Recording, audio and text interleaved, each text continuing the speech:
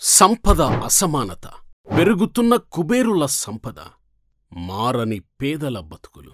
సంపద సృష్టిస్తున్నాం, అభివృద్ధి చెందుతున్నామని గొప్పగా చెప్పుకుంటున్నాం.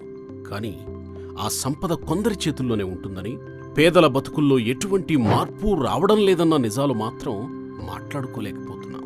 ఇటీవల వచ్చిన G20 రిపోర్ట్ సంచలన విషయాలు బయటపెట్టింది. ప్రపంచవ్యాప్తంగా, అందున మన భారతదేశంలో సంపద అసమానత విపరీతంగా పెరిగిందని తెలిపింది. భారతదేశంలోని 1% కుబేరులు 2000 నుంచి 2023 మధ్యకాలంలో తమ సంపద వాటాను ఏకంగా 62% మేర పెంచుకున్నారు. 2000 సంవత్సరం నుండి ప్రపంచం సృష్టించిన సంపదలో ఏకంగా 41% వాటాను 1% ఉన్న కుబేరులు కలిగి ఉన్నారు. అత్యంత పేదరికంలో ఉన్న 50% మంది వారి సంపదను కేవలం 1% మాత్రమే పెంచుకోగలిగారు. 1% ఉన్న కుబేరులు పెంచుకున్న సగటు సంపద దిగువ స్థాయిలో ఉన్న 50% మంది పెంచుకున్న సంపద కంటే ఏకంగా 2655 రెట్లు ఎక్కువ.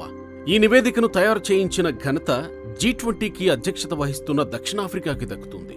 ప్రఖ్యాత ఆర్థికవేత్త, నోబెల్ అవార్డు గ్రహీత జోసెఫ్ స్టిగ్లిట్ ఈ అంతర్జాతీయ అసమానత నిపుణుల కమిటీకి నాయకత్వం వహించారు. అసమానత తీవ్రతరం కావడానికి కోవిడ్-19 మహమ్మారి, ఉక్రెయిన్ యుద్ధం, వాణిజ్య వివాదాలు వంటి ప్రపంచవ్యాప్త పెను సంక్షోభాలు కారణాలుగా నిపుణులు తెలిపారు. అత్యంత విచారకరం ఏంటంటే, ఓవైపు ప్రపంచంలోని ప్రతి నలుగురిలో ఒకరు క్రమం తప్పకుండా ఆహారాన్ని కూడా తీసుకోలేకపోతున్నారు. ఇంకోవైపు బిలియనీర్ల సంపద చరిత్రలోనే అత్యధిక స్థాయికి చేరుకుంది. 2019 నుండి చూస్తే 335 మిలియన్ల మంది పెరిగి మొత్తం 2.3 బిలియన్ల ప్రజలు ప్రస్తుతం ఆహార అభద్రతను ఎదుర్కొంటున్నారు. ఈ పరిస్థితులను సరిదిద్దడానికి విధానపరమైన చర్యలు అవసరమని G20 రిపోర్ట్ పేర్కొంది. IPCC inter governmental panel on climate change తరహాలో సంపద అసమానతపై ఒక కొత్త ప్యానెల్ను ఏర్పాటు చేయాలని సూచించింది. ఈ సంపద అసమానత గురించి మరింత తేలికగా అర్థం కావడానికి ఒక ఉదాహరణ చెప్పుకుందాం.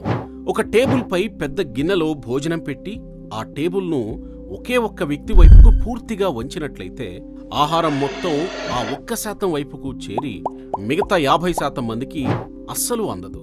ఒకవైపు తినలేనంత ఆహారం ఒక వ్యక్తి దగ్గర ఉండి అది వృధాగా మిగిలిపోతే, మరోవైపు 50% మంది అసలు ఆహారమే లేక పస్తులుంటారు. ఇప్పుడు ప్రపంచం పరిస్థితి ఇలాగే ఉంది. 1% ఉన్న కుబేరుల సంపద ఎన్నో రెట్లు పెరిగిపోతుంటే, నిరుపేదలు మాత్రం తినడానికి కూడా లేక పస్తులుంటున్నారు. ఈ పరిస్థితి రాను రాను మరింత దారుణంగా మారేలా ఉంది. అందుకే ఈ అసమానతను తగ్గించడానికి తగిన చర్యలు తీసుకోవాలని G20 కమిటీ ఆవేదన వ్యక్తం చేసింది.